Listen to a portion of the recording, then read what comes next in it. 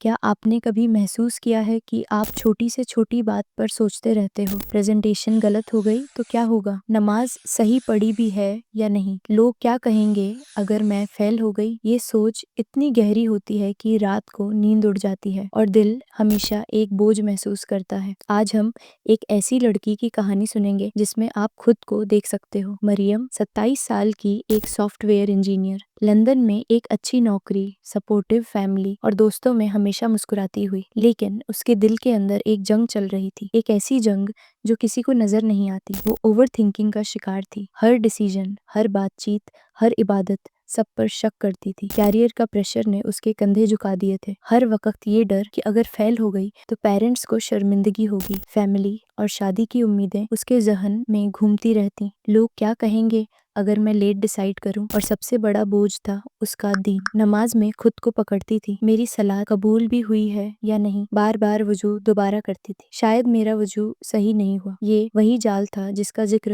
قرآن میں ہے۔ شیطان تمہیں فقر، غریبی کا ڈر دکھاتا ہے اور تمہیں برائی کی طرف بلاتا ہے، لیکن اللہ تم سے اپنی مغفرت اور فضل کا وعدہ کرتا ہے۔ شیطان چاہتا ہے کہ انسان ہمیشہ شک اور ڈر میں رہے، اور مریم ویسا ہی فیل کرتی تھی۔ ایک دن نماز کے درمیان مریم اتنی اوور تھنک کرنے لگی کہ اس کا سانس رکنے جیسا ہو گیا، وہ لگ بھگ بے ہوش ہونے والی تھی۔ اس وقت اس نے ڈیسائیڈ کیا بس مجھے مدد چاہیے۔ وہ ایک اسلامک کاؤنسلر کے پاس گئی۔ پہلے تو شرماتی رہی، ڈر لگ رہا تھا کہ لوگ سمجھیں گے میرا ایمان کمزور ہے، لیکن جب اس نے اپنی بات شیئر کی، کاؤنسلر نے ایک سمپل آیت سنائی، اللہ کسی جان پر اس کی طاقت سے زیادہ بوجھ نہیں ڈالتا، اور پھر کہا، مریم تم اوور تھنک تب کرتی ہو جب تم ہر چیز پر اپنا کنٹرول چاہتی ہو، لیکن اسلام نے ہمیں سکھایا ہے سرنڈر کرنا، کچھ چیزیں اللہ کے حوالے کرنی ہوتی ہیں۔ یہ ایک جملہ مریم کے لیے ٹرننگ پوائنٹ بن گیا۔ اگلے کچھ مہینے مریم نے اپنی زندگی سٹیپ بائی سٹیپ بدلنی شروع کی۔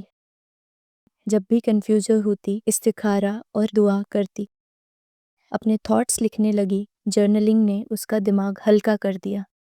اس نے پیغمبر کی حدیث یاد کر لی، اللہ نے میری امت کے دل کے ان خیالات کو معاف کر دیا ہے جب تک وہ ان پر عمل نہ کریں۔ اب جب بھی ڈسٹریکشن آتا وہ خود کو یاد دلاتی، اللہ میری نیت کو جانتا ہے۔ Consistency over perfection. اس نے یہ پرنسپل اپنایا، اللہ کو چھوٹے عمل بھی پسند ہیں جو ریگولر کیے جائیں۔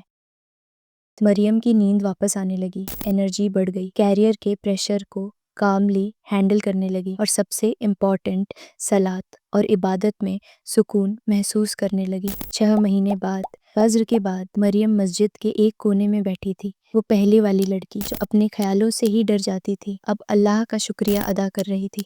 کیا اوور تھنکنگ اس کی زندگی سے پوری طرح غائب ہو گئی تھی؟ نہیں، لیکن اب اس کے پاس ٹولز تھے، اس کے پاس توکل تھا، اس کے پاس یقین تھا۔ اور اب سوال آپ سے ہے، کیا آپ بھی اپنی زندگی کے کسی حصے میں اوور تھنکنگ کے شکار ہوں؟ کیریئر، شادی، عبادت، یا بس چھوٹی چھوٹی غلطیوں کا گلٹ؟ یاد رکھو، اوور تھنکنگ ایک سگنل ہے کہ ہم کنٹرول لینے کی کوشش کر رہے ہیں جہاں ہمیں اللہ پر ٹرسٹ کرنا چاہیے۔ بیلنس یہ ہے، اللہ سے خوف اور اللہ سے امید دونوں کو برابر رکھنا۔ یا اللہ ہمارے شک کو یقین میں بدل دے، ہمارے ڈر کو صبر میں بدل دے، اور ہمیں اپنی عبادت میں اخلاص اور سکون عطا فرما۔ آمین۔